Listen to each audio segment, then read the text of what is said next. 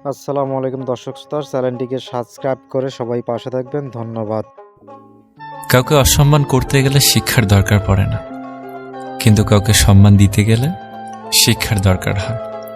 আর সেটা হলো বাবা মায়ের দেওয়া শিক্ষা। ছেড়ে যাওয়ার সিদ্ধান্তে যে অটল, তার কাছে নিঃস্বার্থ ভালোবাসাটাও একটা অভিনয়। যারা বেশি মিষ্টি মিষ্টি কথা বলে, পিছন থেকে ছুরিটা তারাই আগে মারে। প্রতিদিন অন্তত 1% হলেও নিজেকে উন্নত করবেন। বছর শেষে দেখবেন মোট 365% হয়েছে। যে কোনো সম্পর্কের পাসওয়ার্ড হচ্ছে বিশ্বাস। মানুষের বেঁচে থাকাটাই অস্বাভাবিক, মরে যাওয়াটা স্বাভাবিক। আজ হয়তো সময়টা খারাপ, কিন্তু সারা জীবন থাকবে না। তবে আজ যাদের চিনে নিলাম, তাদের সারা জীবন মনে থাকবে। অতিরিক্ত আপন হতে যাবেন, দুঃখ ছাড়া কিছুই পাবেন না। রব সবাইকে সবকিছু দেয় না। হয় কাউকে দিয়ে পরীক্ষায় ফেলেন, নয় কাউকে না দিয়ে ধৈর্যের পরীক্ষা নেন। জোর করে কোনো কিছুই পাওয়া যায় না। ভাগ্যে থাকলে কেউ কেড়ে নিতে পারে না। দেখতে সুন্দর অনেক পাওয়া যায়, কিন্তু যাদের মনটা সুন্দর, তাদেরকে কেবল ভাগ্য করে পাওয়া যায়। যে তোমাকে অবহেলা করবে, তাকে ধন্যবাদ দিয়ে দূরে সরে যাও, কারণ তার অবহেলার কারণেই হয়তো তোমার জীবনে এত উন্নতি। অবহেলা থেকে মানুষ অনেক কিছুই শিখতে পারে। অবহেলায় মানুষের জ্ঞান শক্তি বৃদ্ধি পায়। অবহেলা মানুষের ঘুমন্ত মস্তিষ্ককে জাগ্রত করে দেয়। কাউকে যতই কাছ থেকে চেনো না কেন, মন খুলে সব কথা কখনোই বলো না।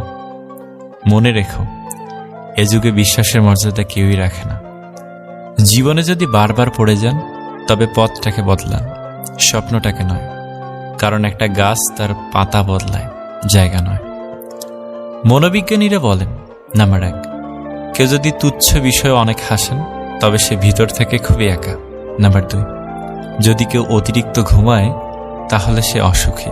নাম্বার 3, যদি কেউ কম কথা বলে, কিন্তু যেটুকু বলে খুব দ্রুত বলে, তাহলে সে কিছু গোপন করছে। নাম্বার 4, যে কাঁদতে পারে না, সে দুর্বল প্রকৃতির। নাম্বার 5, যদি কেউ অস্বাভাবিকভাবে খাবার খায়, তাহলে সে কোনো মানসিক চাপে আছে।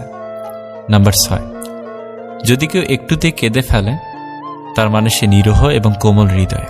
নাম্বার 7, যদি কেউ ছোটখাটো বিষয়ে রেগে যায়, তার মানে তার ভালোবাসার দরকার। কথা বলতে যতটুকু যোগ্যতা লাগে, নীরবতা অবলম্বন করার জন্য এর চেয়ে অনেক বেশি যোগ্যতা লাগে। কাঁটা থেকে বাঁচার জন্য যেমন পায়ে জুতো পরা উচিত, সারা পৃথিবীতে কার্পেট বিছানোর দরকার নেই, ঠিক তেমন যদি তুমি শান্তি চাও, তাহলে নিজেকে বদলানোর চেষ্টা করা উচিত, অপরকে নয়। সৎ এবং মহৎ লোকদের সমালোচনা করা খুবই সহজ, কিন্তু তাদের মতো হওয়াটা অনেক কঠিন। প্রেম করলে ঝগড়া হবেই। ঝগড়ার পর যদি আবার দুজনের মিল হয়, সেটাই ভালোবাসা। হারানোর যন্ত্রণাটা কেবল সেই বোঝে যে তার প্রিয় মানুষটিকে হারিয়েছে। মানুষগুলো কেমন যেন হয়ে গেছে, কেউ প্রয়োজন ছাড়া খোঁজও নেয় না। আমরা সবসময় মনে করি আমাদের স্মৃতিশক্তি খুবই দুর্বল, কিন্তু যখন আমরা কাউকে ভুলতে চেষ্টা করি, ঠিক তখন বুঝতে পারি আমাদের স্মৃতিশক্তি কতটা শক্তিশালী।